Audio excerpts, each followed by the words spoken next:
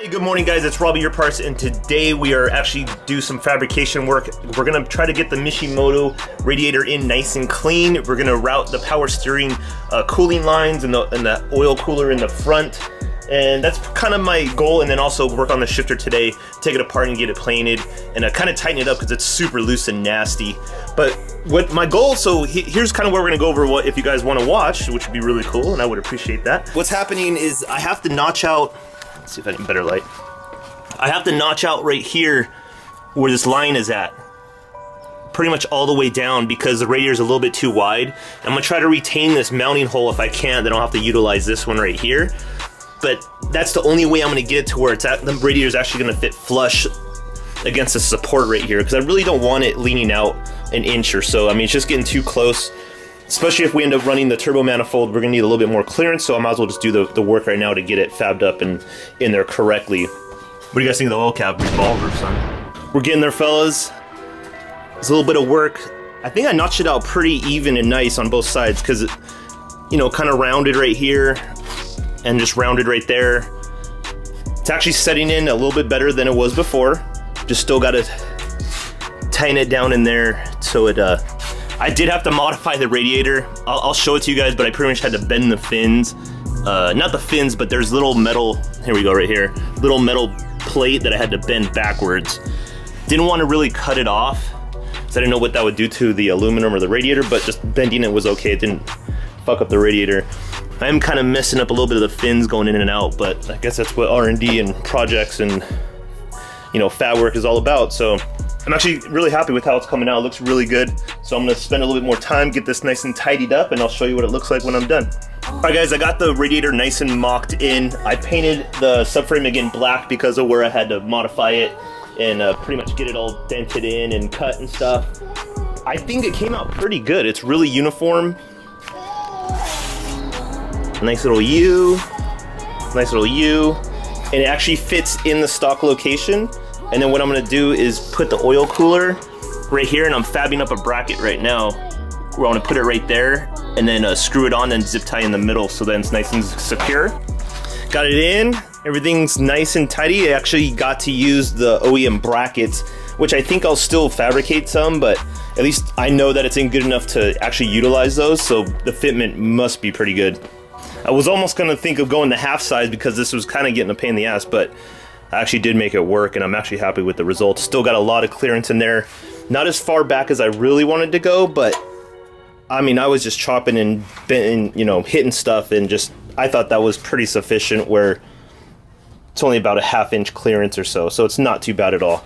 So checked another thing off the list. Now we're just gonna move to the shifter, kind of start working on that, and then that way we can start working on the interior, because obviously we need seats and seat harnesses and stuff if I want to drive it around. So I'm glad that we're getting all this done with in the front. Pretty much gonna have one full day to go over the whole thing, check all the bolts, just triple check everything before I put all the headlights back on in the bumper. And then let's go ahead and jump in the interior and get that shifter going so you guys can check that out. All right, so it's time to tackle the shifter. Let's go ahead and get into this. This thing is ugly and sloppy as heck. It's really, really dirty, so I'm just pretty much gonna take it apart, degrease everything, kind of sand it down, paint it, just get it prepped up, and then I'm gonna look more into what I have to do to tighten this up, and maybe actually I'm gonna look for another used one. So if anybody out there is watching this or on my Instagram, hit me up because I need a used actual just a plate if you have it, so I can chop it up and utilize it for the K-Tune box. But let's go ahead and clean this one up, and you can see the process. I'm gonna time lapse that bad boy, and hopefully it doesn't take too long, but we gotta let the paint dry and stuff, but we'll show you the finished product when it's done.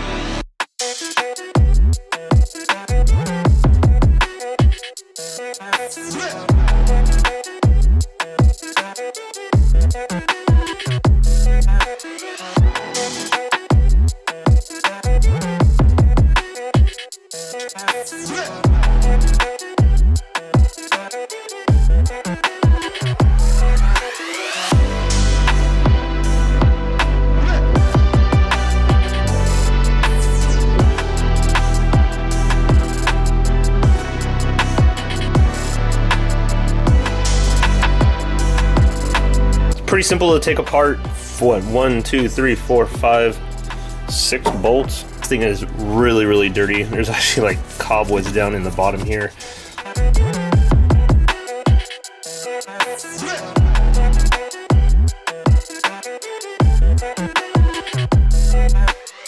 We got it all cleaned up. It took a while. As you can see, there's still a lot of just rusty stuff on there, but it's just going, I mean, I'm not gonna keep this thing forever, so I just wanna paint it for right now, like I said, for the street, get it in there so we can get it on the ground, but I thought I cleaned it up pretty good. It was absolutely terrible. It was caked on. Get this bottom piece cleaned up, and I masked everything off, so we'll go ahead and paint it up, make it look nice and pretty.